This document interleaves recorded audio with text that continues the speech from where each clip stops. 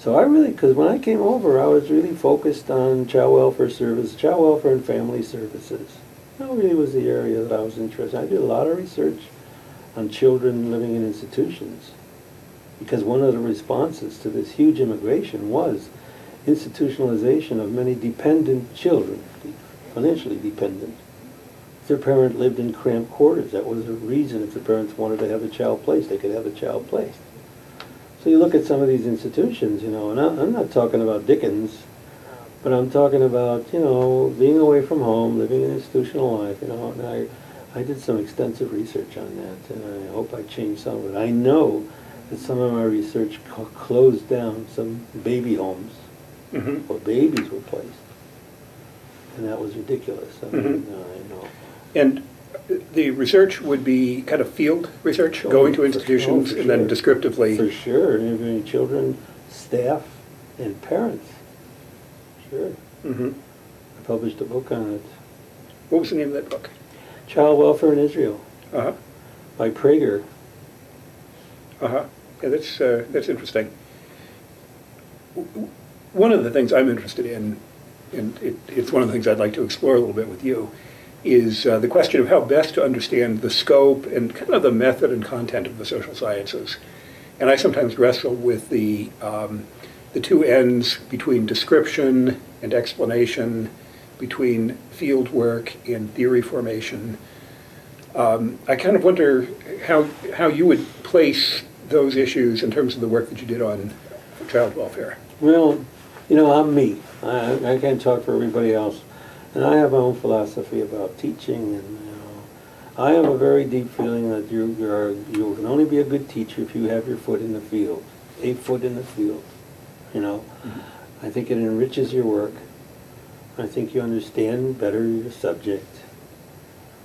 The problem with that is in academia, they really want you to publish and get moving. You know, go ahead.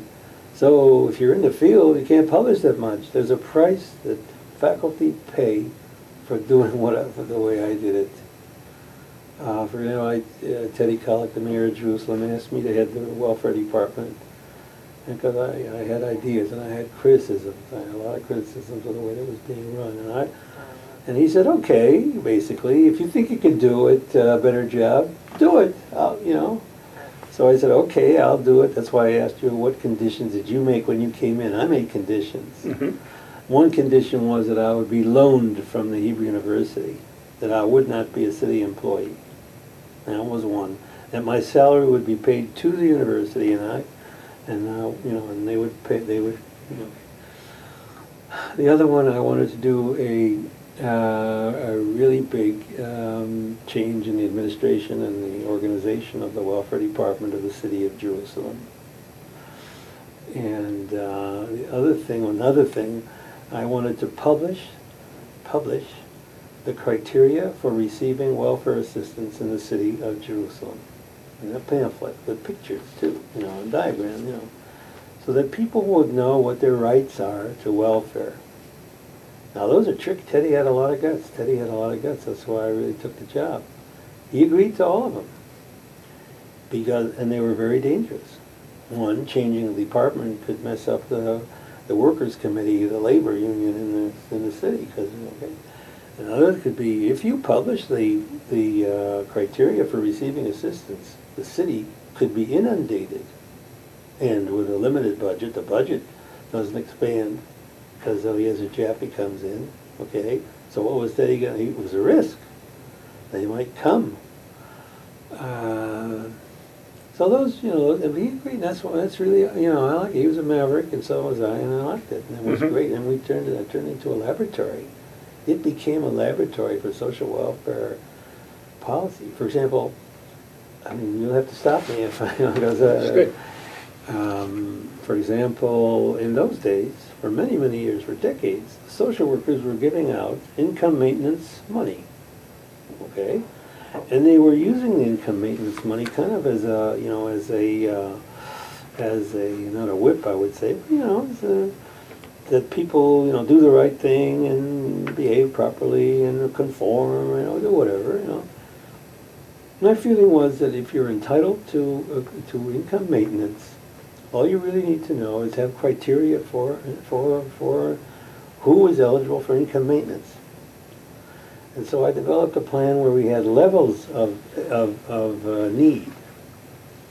And I developed a manual and I created a planning department. And with the planning department, we created a manual that had all the criteria and the different levels of welfare assistance. Because if you're at level 1, which is way below poverty, you get these services. If you're at level 2, which is at poverty, or just above the poverty line, you get fewer services, but you get these services. You know what you get, and it's published. It was black and white. The manual was like that. And each of the items, child welfare and health, and The other important thing I think that we did then, that was really important, I separated out income maintenance from social work services. Because you got three things that they're doing.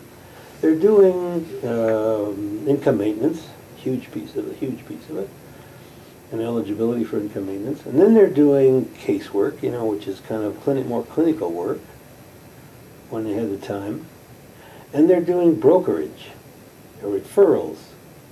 They're getting people to other agencies. Those are the three things. By the way, I did a time study. That's why I'm not just telling you this because I figured out these are what they're doing. We did a time study. Every half hour, what was their use of their time? And then we knew what the use of the time was. Okay.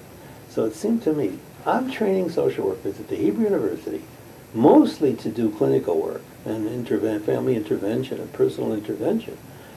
And they get out in the field, and they're doing income maintenance and brokerage, neither of which we do any training whatsoever. So the academia is off over here, and those poor social workers are off over here.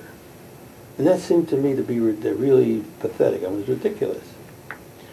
And I knew that the university was not going to teach social work students to do income maintenance. They weren't going to do that.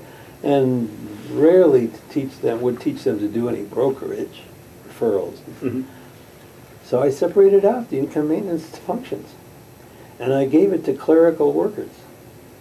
Totally. I asked the social workers, if anybody wants to continue to do income maintenance, you go over to that section. And even though you're a social worker, you can do income maintenance if you like that work. But that's what we did. We separated. I call it the separation. We separated out the income maintenance stuff from the clinical work and from the brokerage work. And you could do the separation because of the standard criteria. That's exactly right. So we made exactly right. Once we had a standard criteria, who's eligible for what? It's a piece of a nice package. But the end of that story, the nice part of the story is, so up until now it's an experiment, okay, in this laboratory in Jerusalem, the welfare department, the whole city. And then we got a new minister of welfare and a new minister of Social Security, and he took the income maintenance stuff that we had separated out and moved it out of every single welfare office in the country over to the National Insurance Institute, which is like your Social Security. No more income maintenance by social workers in the welfare department. Finished. Then they could get down to work with clinical work and personal work and brokerage. That's nice. Okay, I'm not right. That was nice. And I guess one thing I find interesting about that story is there's now a follow-on question that you could ask, and that is, did it improve the situation? For sure. Did more people receive income maintenance? For sure. Absolutely, for sure. Once the criteria, Social Security doesn't do any clinical work, and they don't do brokerage. They give out money. That's what they do. And they have clear criteria, like we made, okay? They do it much better, more efficiently. They publicize. That's their job. There's no tie to using this as a whip over people regarding other stuff.